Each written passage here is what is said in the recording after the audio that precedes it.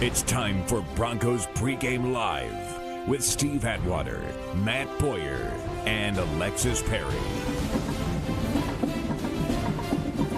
Today, the most unexpected scenario will play out at Empower Field at Mile High as the Denver Broncos are without a single eligible quarterback due to COVID-19 concerns as they face the best team in the NFC as the New Orleans Saints have made their way to the Mile High City. Hello, everyone, and welcome inside Mini Mile High. I'm Alexis Perry, and as always, I'm joined today by the Hall of Famer Steve Atwater, and for the first time, NFL Network's very own James Palmer. James, thanks so much for being here. I figured I'd make an appearance on the game that is unlike any other we've seen in the NFL for some time, so why not come out here and show my presence when things are different?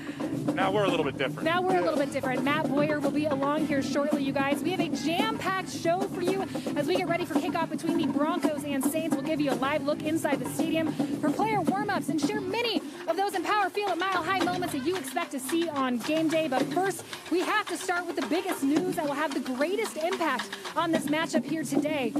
On Thursday, Broncos quarterback Jeff Driscoll was placed on the COVID-19 list after testing positive. And while it was initially believed that no other quarterbacks were close contacts with him, yesterday Drew Lock, Brett Rippon, and Blake Bortles were pulled from the practice field and sent home over close contact concerns. Then the NFL deemed the entire quarterback room high-risk, close contacts and ineligible to play here today. As you guys can see, all four quarterbacks out of today's game. Steve, safe to say that this is the worst-case scenario for the Broncos?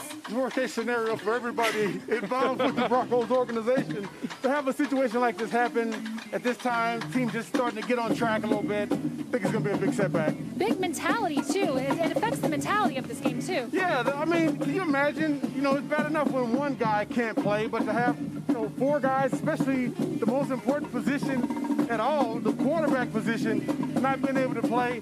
And the defense now, they have that much more weight on their shoulders to make sure that they carry this game. So, very tough situation. James, I know you have sources.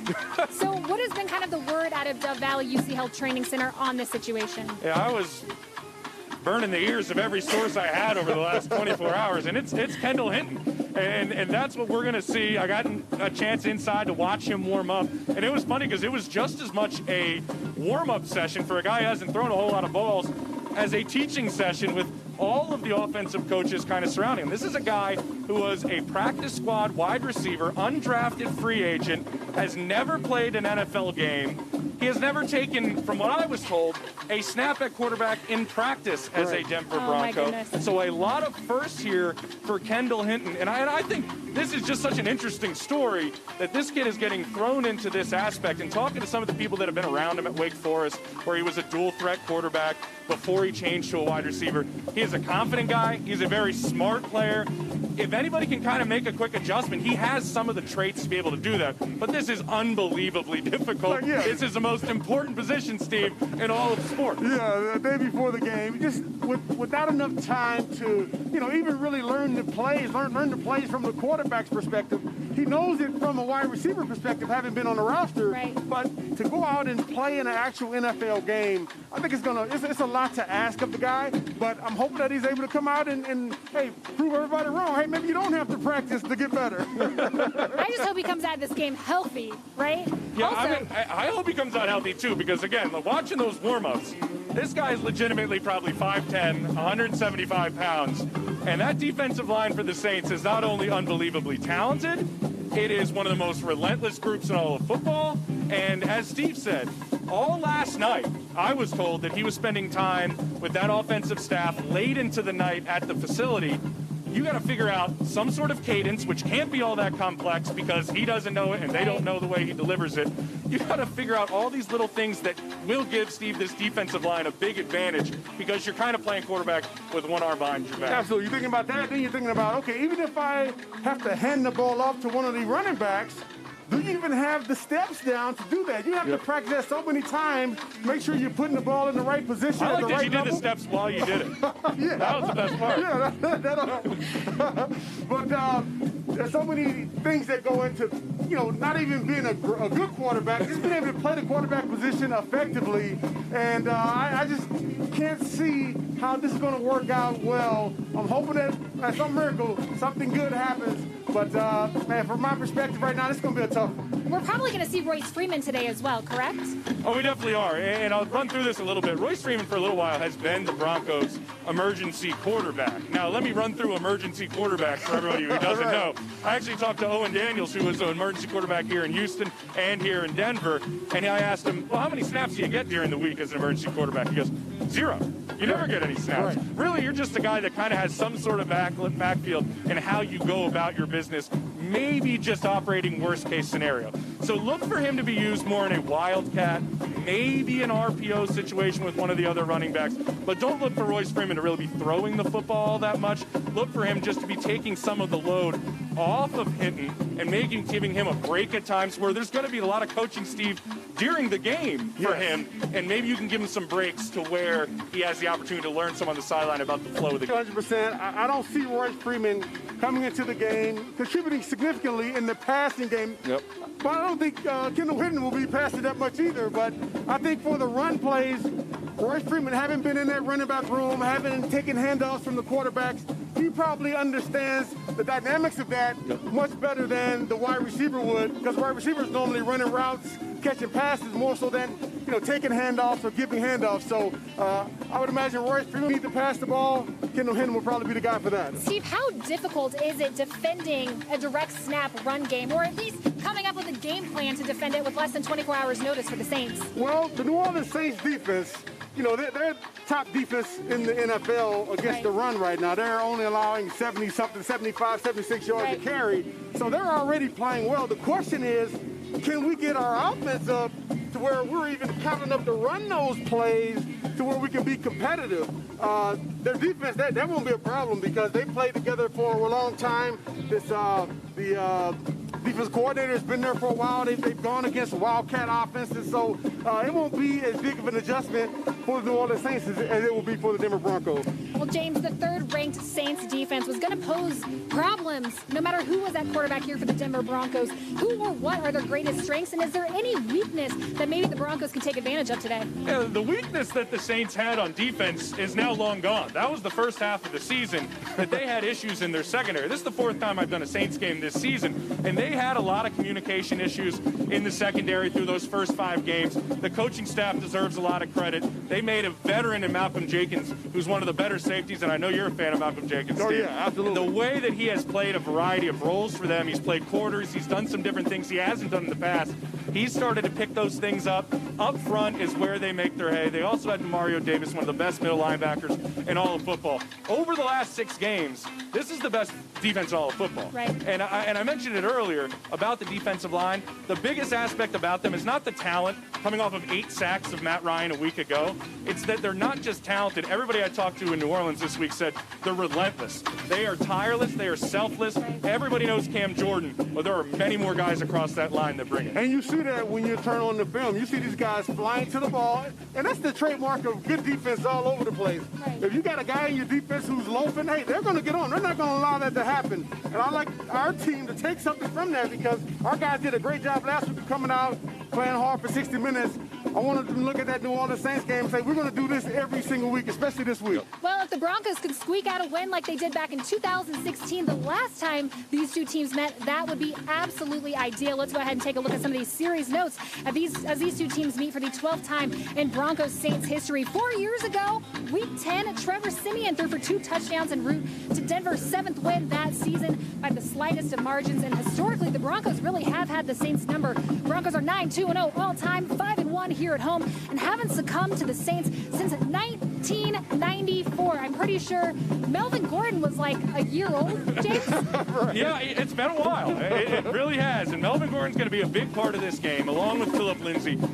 The best thing you could have in the situation the Broncos are in is to have 2 Pro Bowl running backs and 2 guys that have done it and 2 guys that do it differently. So you can mix up the pace a little bit with the way Melvin carries the football, with the way Phillip carries the football. Obviously, running the ball is extremely important for the Denver Broncos. Running the football on the other side is one that's not really talked about all that much because of the way they utilize Alvin Kamara. Right. And I think that's what changes it up a little bit for the Saints and for the way that these two running games come up to each other. I talked to a couple of people in New Orleans over the last couple of weeks. The best thing that I heard about Alvin Kamara was this. He is like a Tesla. He goes from 0 to 60, stop to start, faster than anybody else in the league. And when I talk to people around the league, they'll tell me this.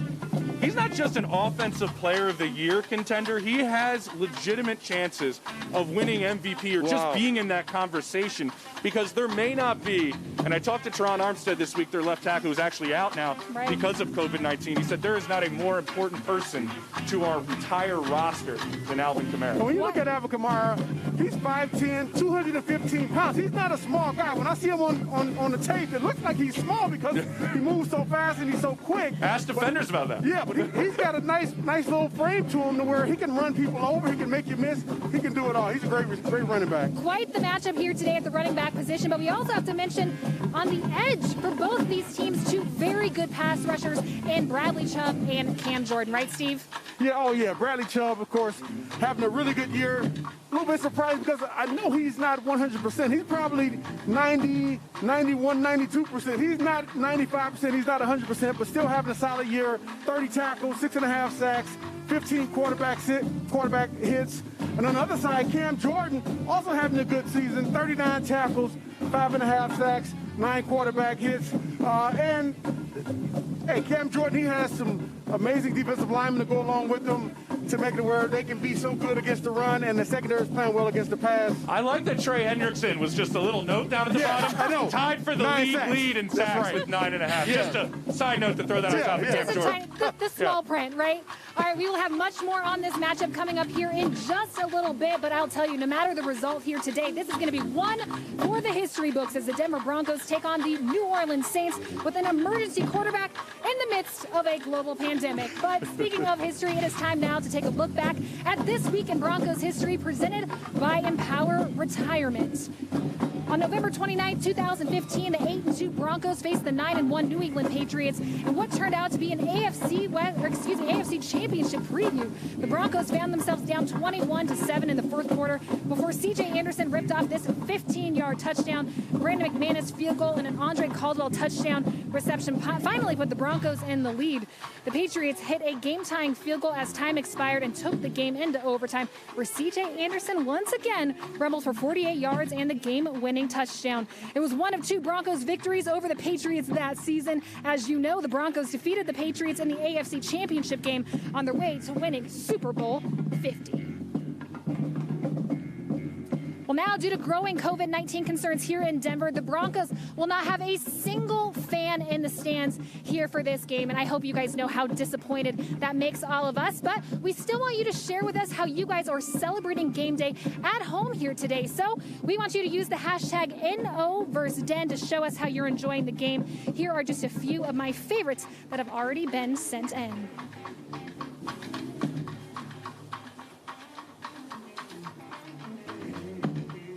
All right, we are just getting started here on Broncos Pregame Live, and I think it's safe to say there's no better way to get this party really started than by cheering on with the cheerleaders and the Stampede to the Broncos fight song. So here's the cheerleaders and the Stampede to help us do that.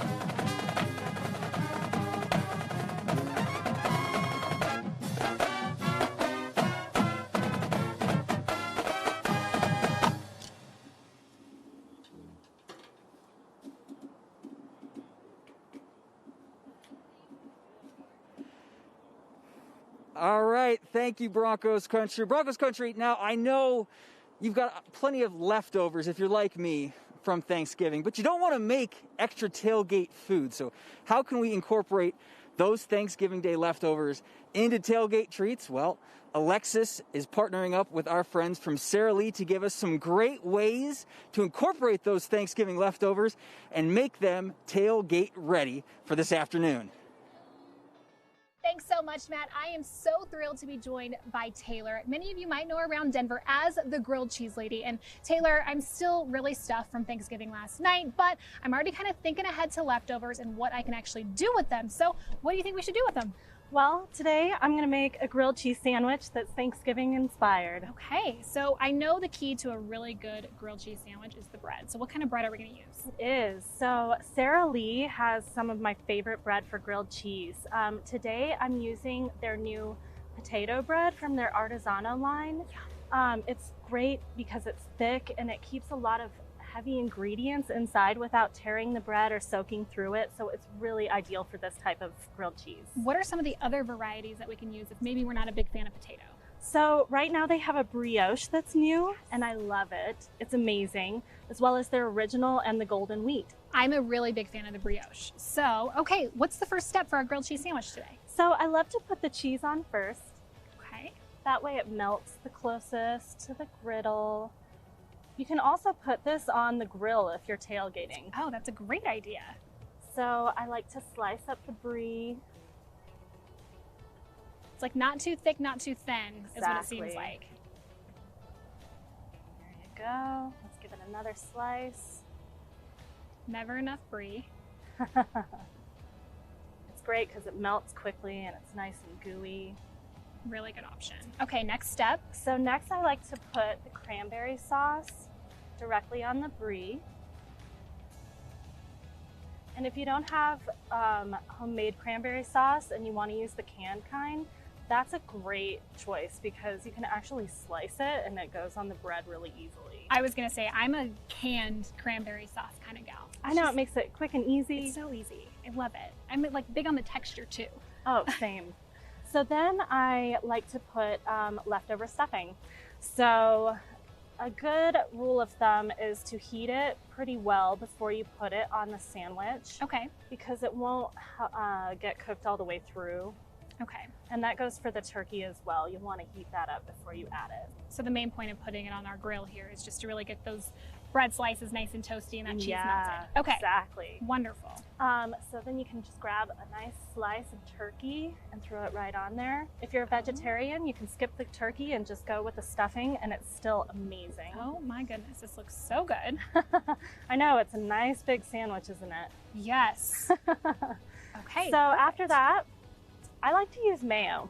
A lot of people use butter. I was gonna say, I'm a butter gal.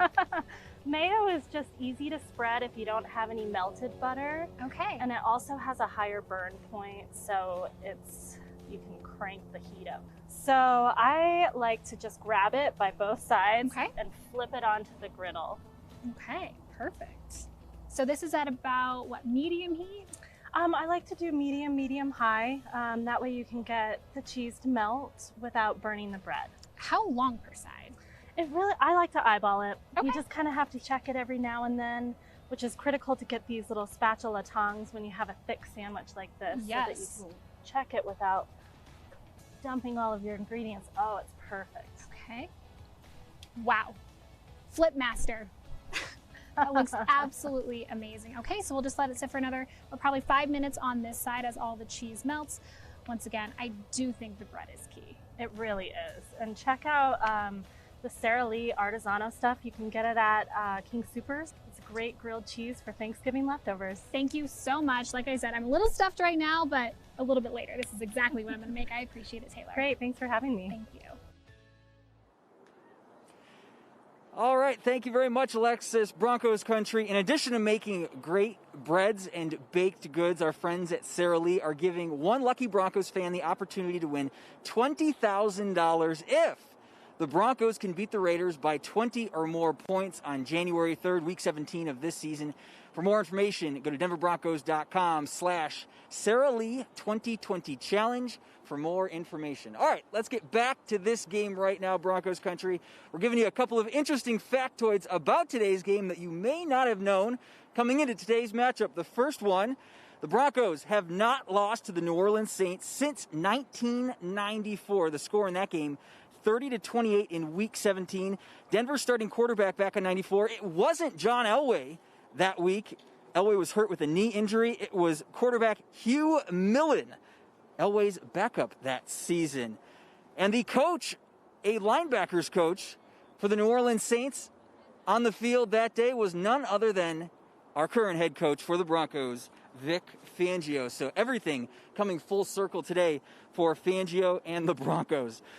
With 6 games remaining, moving right along, with 6 games remaining, Jerry Jeudy has collected 589 yards receiving and needs only 391 yards more to tie Eddie Royal's record of 980 receiving yards by a rookie for the season. So the average is about to 65 yards a game, totally within Judy's range if we've seen him at all these past couple of weeks. And finally, Justin Simmons. 4 interceptions on the season through 10 games. For his career, Simmons has 15 interceptions, and that is second all-time for a Broncos player in his first 5 seasons. So a little trivia, a couple of factoids to impress your friends and family as we get closer to kickoff today. All right, now on to our Get to Know segment, and you know this next player as number 30 Broncos country. You know him as the Colorado Kid, a CU buff, a Denver South alum. We are getting to know a little bit more today about running back Phillip Lindsay.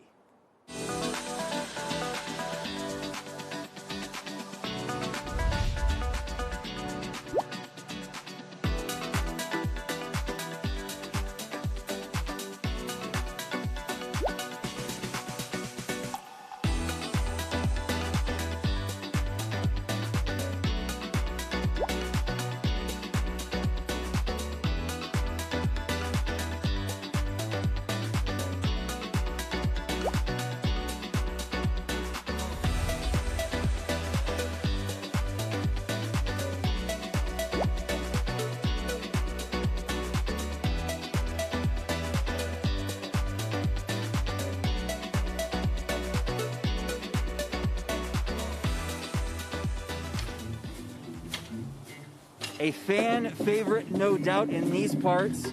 Phillip Lindsay, Broncos fans hoping that he's around for a while. Another guy that they're hoping that Broncos fans are going to see around these parts for quite a long time is Garrett Bowles. Garrett Bowles, if you hadn't heard earlier this week, re-signing or signing a contract extension with the Broncos, a 4-year deal worth $68 million over that span. Bowles has been the top tackle, the top graded tackle by Pro Football Focus this season, allowing just 0 sacks. That's right, 0 sacks in 2020 on 684 snaps played. Well-deserved, Garrett Bowles. Well-deserved. How excited were you to hear the news for Garrett Bowles yesterday, Steve? Yeah, I'm super excited for him. He's come out, he's grinded away, he's pounded, he's been available. That's the one thing I love about offensive linemen, guys who play in all the games. And he hadn't missed a game, and he's been doing a really good job. Really proud of him for stepping up, improving the holding issues that he had, not giving up any sacks. He's got a great future here, and I'm really happy for him. Definitely worthy of a Pro Bowl nod, am I correct? Yeah, absolutely. I mean, he and you heard it from his teammates too, right? I think the enthusiasm from not only the linemen, but also the entire locker room, I think says a lot about how deserving Garrett Bowles is of the deal and a Pro Bowl nod. Okay, guys, let's head back inside the stadium, get a look at player warm-ups thanks to our friends from AAA Colorado. And you guys, I have to know, the Saints, they're dealing with the quarterback situation as well, although theirs doesn't seem quite as dramatic as ours in comparison. Drew Brees missed last week's game against the Falcons with 11 broken ribs, and it was Taysom Hill who stepped up to help the Saints get the win over their longtime rival. Hill will start here today. So, guys, what makes him such a threat to this Denver D? Oh. Sorry, we can't hear. We got mask. I know. The mask and the sound, yeah. The thing about Hill is that we saw last week, he can throw it. That's what makes him a threat, because we knew he could run it coming into this game. Yeah. Last week, 50 yards rushing and 2 touchdowns on the ground. But that 233 yards that he got through the air last week makes him very dangerous in the minds of these Broncos coaches. Well, the only way a quarterback can be effective and the run game can be effective is if the offensive line is doing a great job and their offensive line is doing a good job. They should receive a lot of credit for how well that offense has been performing, especially with Drew Brees not in the game. He's a great running back with the ball, and a lot of times I see quarterbacks that come out, they'll have a great first game, and then when they press on them for the second game, they don't play nearly as well, and I'm hoping that happens to Taysom Hill today. I don't want anyone to get injured, but I'm hoping that our defense can slow him down enough to where our offense can put some points on the board. And I hope this guy right here, number 2, Kendall There we Hinton, go. Drop will some have dimes. a great game as well. You guys, today former Broncos wide receiver Emmanuel Sanders makes his return to the Mile High City. Guys, Devontae Booker, he had 2 touchdowns against the Broncos in his revenge game a few weeks ago. So what should we expect from Emmanuel Sanders today? Expect big numbers, because the last time Emmanuel faced a former team a year after leaving there, he was with the Broncos. They played the Steelers.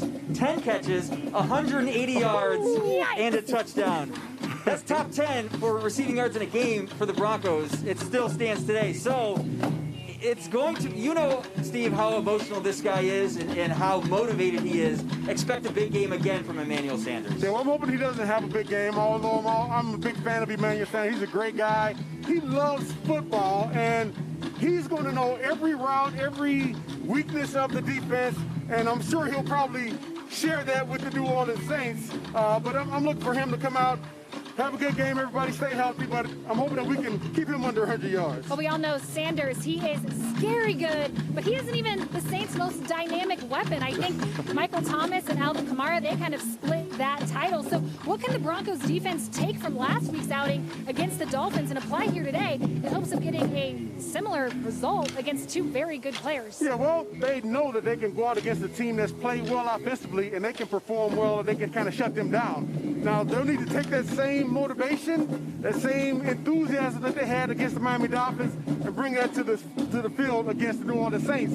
And I don't want them to have too much pressure on them because of the offensive issues. If they're on the field too much, third and fourth quarter, man, that could be a little bit much for them. I'm hoping that doesn't happen. Yeah. Okay, head coach Vic Fangio and Kareem Jackson met with the media earlier this week to discuss how Sean Payton's offense has evolved with Taysom Hill at the quarterback position. Take a listen. Turned on the tape looking to see maybe something different, but it's the Saints offense they've been running ever since Sean's been there, and they've evolved to, with the addition of his ability to have the quarterback designed runs. So, but other than the quarterback designed runs, which are unique to him, they ran their offense. They still ran plays and concepts, formations and personnel groups that they ran with Drew Brees. But he has the added dimension of the quarterback designed runs. So I think he acquitted himself very, very well. And he's a good quarterback. I mean, if he keeps it up the way he played last week, he'll be considered the third best quarterback in Saints history behind Drew Brees and Archie Manning. Preparing for dual threat quarterbacks, you know, always the toughest because you can't really mimic that look as far as their running ability in practice. But he's doing some good things. The game last week, I mean, he had some pretty good throws, you know. So I would expect them to still run the same offense that they ran when Brees in there, maybe a little bit different, maybe some scheme runs with him. But I mean, we have to be ready for it all. Great to hear from those guys. Well, we love seeing these ladies give it their all on game day. And unfortunately, while we haven't been able to see them perform on the field so far this season, they have still put together some stellar routines to make watching from home feel a little bit more like game day. So here are your Denver Broncos cheerleaders presented by Antoine Duche Salon and Day Spa.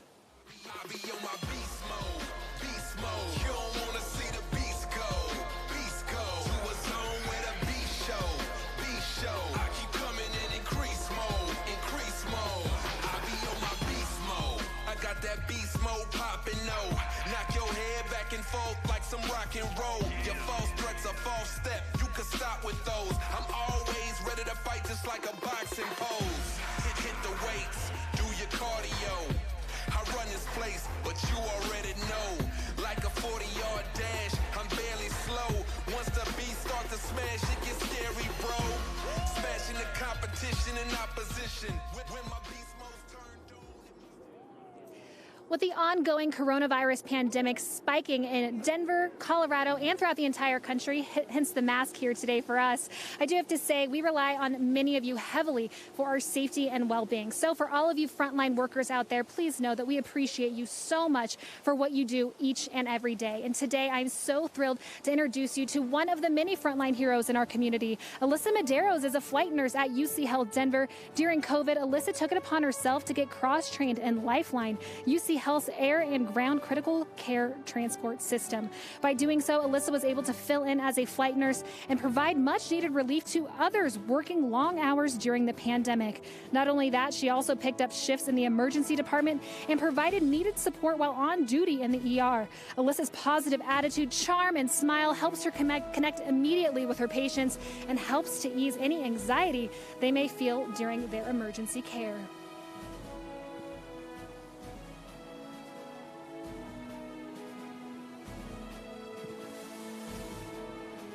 Well, earlier in the show, you heard some of our takes on today's crazy matchup between the Broncos and Saints. Earlier this week, our friends from KOA Radio, Ryan Edwards and Benjamin Albright, they have recorded a few of their takes as well that include Royce Freeman. Let's see what they have to say. All right, Benjamin, let's go ahead and talk about the New Orleans Saints, and they're going to have a different quarterback out there in Taysom Hill. What did you notice from last week's game against Atlanta? Well, the offense was definitely scaled back a little bit and designed more to fit the skill set of Taysom Hill rather than be throwing all over the yard like Drew Brees. One thing you notice with Taysom Hill back there is that, well, you notice two things, really. You notice, one, that he takes an extended drop back. He gets about 7 to 9 steps into that drop. That's going to be a problem if you've got an aggressive pass rushing, edge rushing team. The Falcons didn't really have that. The Broncos do. And then the other thing, he's a tick slow on some of his reads. Now, he was getting the ball to his guys. Mike Thomas is always open, even when he's covered, he's open. But he was a bit slow in getting there. I think that this is a game that if the Broncos can get enough pressure out there, make sure they wrap him up because he's slippery. You can put New Orleans behind the chains. I have a feeling New Orleans is going to come at this game running on early downs. And then use Taysom when they have to, and then use play action to kind of boost the long pass game. So I have a feeling New Orleans is going to be even more conservative against the Broncos than they were against the Falcons on offense. Yeah, Taysom had 233 passing yards, no passing touchdowns, no interceptions. He did take those 3 sacks, kind of talking about some of those deep drops.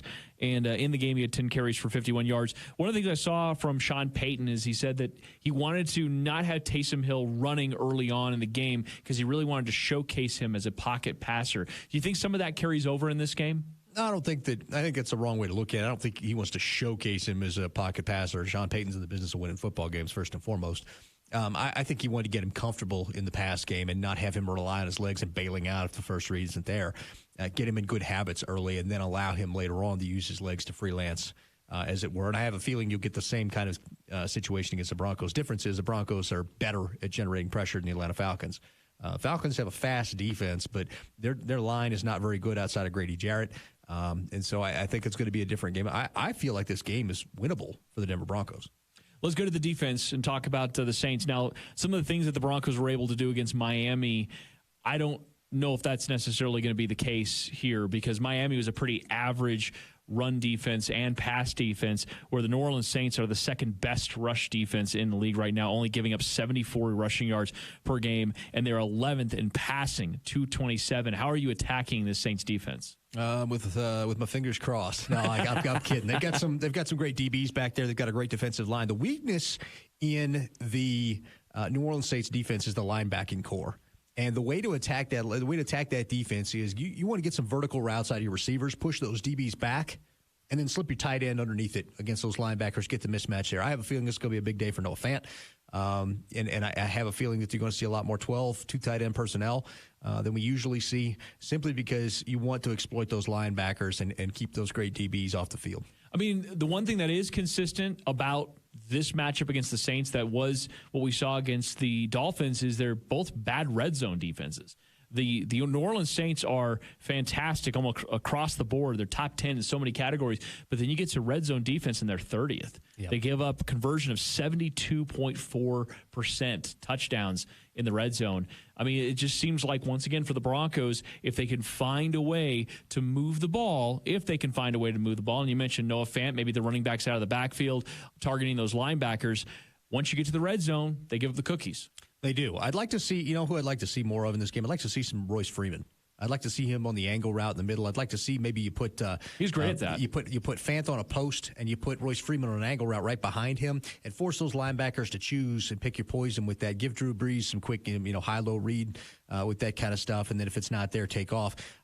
Their defensive line is very good. It's very fast, and they're good against the run and the pass. But again, those linebackers are exploitable, and that's going to have to be the key to winning that football game. Overall, one of the things that strikes me about New Orleans is, first of all, they're just a really well-coached team. Mm-hmm. But they are a team that are elite in several categories, but they play well rounded, as if that makes sense. Like, they're elite but well-rounded. The Broncos, on the other hand, are just sort of up and down. They've had more emphasis on down recently, but they did such a good job playing complementary football. So once again, like in this matchup, the margins are going to continue to be pretty narrow, but it feels as though if the Broncos can come out and they can play complementary football, not put themselves in third and longs, like they did a really good job against Miami, not make too many mistakes on special teams or even in defense, just sort of keep everything in front of them the best they can. I think they do have a good shot in this one. I'm going to have to pare down the interceptions and fumbles. You just can't have them. And if you can do that and force New Orleans into some turnovers, I think you'll be pretty well off. You're going to have to contain Alvin Kamara. That's going to be the biggest thing. Alvin Kamara and Mike Thomas, those are going to be the two biggest things. After that, everything else is down trace. Try to get pressure on Taysom Hill, force him into bad decisions. All right, looking forward to the game. Now back to you guys. Thanks so much, Ryan. I love that they mentioned Royce Freeman because, well, we're going to see Royce Freeman today, just in a slightly different role. You guys can catch Ryan and Benjamin every weeknight on Broncos Country Tonight. That's from 7 to 11 on KOA Radio, 8:50 a.m. And we'll give you a sampling of their show Tuesday, Wednesday, and Thursday nights on KTVD Channel 20 at 6:30 right here in Denver. Matt? Thank you very much, Alexis. Each week, Broncos Country, as many of you know, USAA presents a salute to service moment for a Broncos fan actively serving in the military right now. And today's honoree is a naval recruiter stationed right here in Denver. Operations Specialist First Class Anika Vickers, United States Navy, hails from Oklahoma City, Oklahoma. However, she has called Denver home for the past 10 years. She joined the Navy in 2006 and following basic and advanced training was assigned to 2 guided missile destroyers, the USS Winston S. Churchill and the USS Bulky, home-ported in Norfolk, Virginia.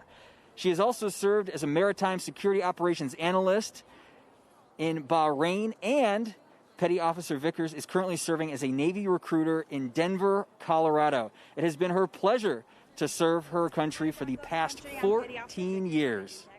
In Denver, Colorado. My shout out goes to essential workers, my family and friends. Stay safe. God bless the U.S. and go Broncos. From salute to service to our wonderful teachers. Many of us have been blessed with wonderful teachers throughout our lives. And Delta Dental of Colorado wants you to nominate your favorite teacher for Touchdown for Teachers. This is the program sponsored by Delta Dental. Touchdown for Teachers recognizes local educators for outstanding service to their communities. Nominations will be accepted up until Tuesday, December 1st, but don't wait. Your time is running out, so you can be submitted online. Excuse me, Broncos Country. Your nominee can be submitted online at denverbroncos.com/teachers. Help give a mile-high salute to your teachers, making extraordinary efforts to inspire and encourage Broncos Country's finest students during this incredibly tough time. All right, back here now as we get set for the game. The Broncos, at every Broncos home game, we love to honor our alumni and Broncos legends. And today, we go back a little ways and look at the career of one of the earliest Broncos stars, Ring of Famer Billy Thompson. Billy was drafted by the Broncos in the 3rd round of the 1969 draft out of Maryland State. He was named to 3 Pro Bowls in his 13 seasons with the team and currently holds the franchise record for most consecutive starts with 156. An instrumental part of the famed Orange Crush defense, Thompson helped the Broncos to their first Super Bowl appearance back in 1977. Thompson was inducted into the Broncos Ring of Fame in 1987 and was selected as a member of the Broncos Top 100 team back in 2019.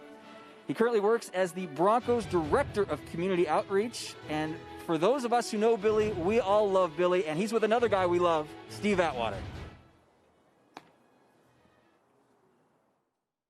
BT, you were drafted by the Broncos in the 3rd round in 1969. That's correct. You were a vital part of the team's first Super Bowl appearance in 1977, and you were a close friend of the late owner of the Broncos, Mr. Pat Bowlen. What does this organization mean to you? Wow. Family. Yes. You know, and Pat Bowlen, I mean, even before he got here, I mean, it was just something about the team and the city and the fans and everything. You know, when I first got here, we weren't winning very many games. Right, it was pretty tough. But one thing that we could always count on was the fans. They were there. I mean, sellout crowds every time we came out. And I'm going like, wow, it's unbelievable. You know, we're not playing that well, and the fans are still there. So, you know, that really encouraged me. You know, I wanted to make sure that every time I came out, I gave it everything I had, and for the fans, because it was just, it was something special. Yeah, they are amazing. Now, over the years, the Broncos have had some really great safeties. I believe that the tradition started with you. As one of the greats, how fired up are you when you see Justin Simmons and Kareem Jackson out there making plays every single week the way they have been doing? Well, I get excited. I get fired up because I love it. I mean, they play. I just like the effort. I mean, they come out and they play hard. I mean, you know, to me, win or lose, I want to win, of course. Right. But I just want to see that you want it. I just want to see that you want it. And they play like they want it. So, I mean, that's all you can ask. Yeah. Now, what do you think about Drew Lock's progress so far this season? What has he been doing well? Where can he improve, in your opinion? And I think he has to be patient. He can't come out and think he's just going to win the game by throwing the rock. It just doesn't happen that way. I think everything complements itself. You know, our defense had 6 sacks in the game. Right, they balled out. They balled. I mean, you got 6 sacks. You know, you're putting pressure on.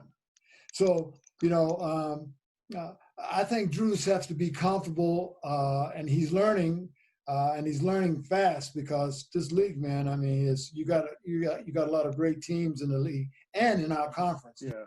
Now, I thought against the Raiders, man, the offensive line and the defensive line, they both did a great job of like being super physical, playing to the whistle against the Miami Dolphins last week, that is.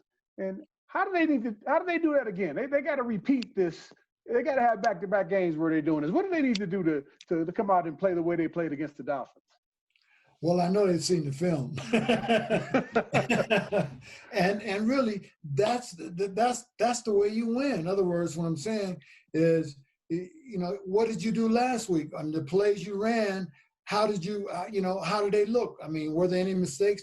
They go back over and look at the film that they played, and really, you know, it's a learning experience, because they didn't do everything right, but they did a whole bunch of things right, because they moved the ball on the ground, and I was impressed. And I think that running game settled Drew down too. It settled him down, because he said, "My God, I mean, all I got to do is hand it." Right. And so, no, the offensive line really played well. I think both lines played well, and really, that's the formula for winning. The line, if they play like that, they're going to be hard to beat. Yeah. Hey, well, great stuff, Billy. I really appreciate you again, and thank you. Happy Thanksgiving to Kathy and you. Again, man, love you guys, and I look forward to seeing you soon. Our thanks to Billy and Steve. Great to catch up earlier in the week, obviously before the news broke, but we appreciate Billy's time anyways. We're here now with Thunder, Sharon, and Ann, as always.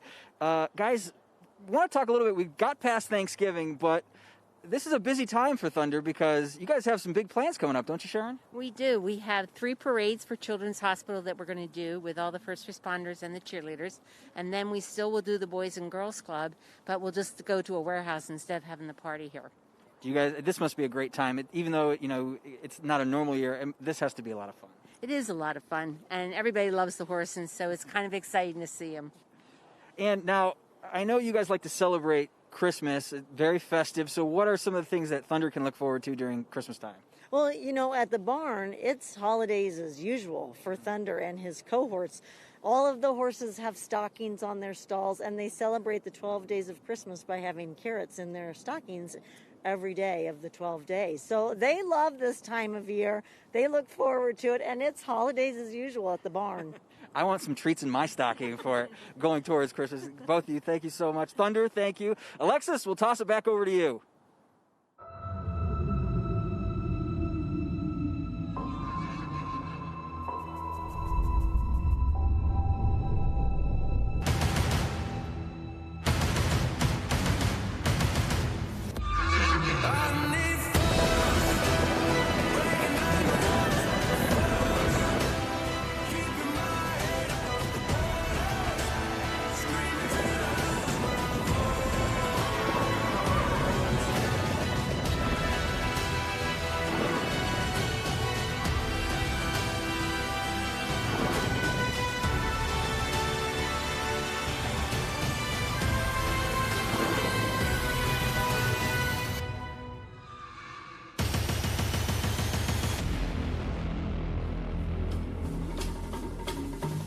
All right, let's take a look at today's starting offense for your Broncos, presented by Aero Electronics. The offensive line looks pretty familiar. Bowles, Reisner, Cushenberry, Glasgow, and DeMar Dotson down on the right tackle position. And the skill position players, they're going to look a little differently today. However, Philip Lindsay, Melvin Gordon into the starting lineup.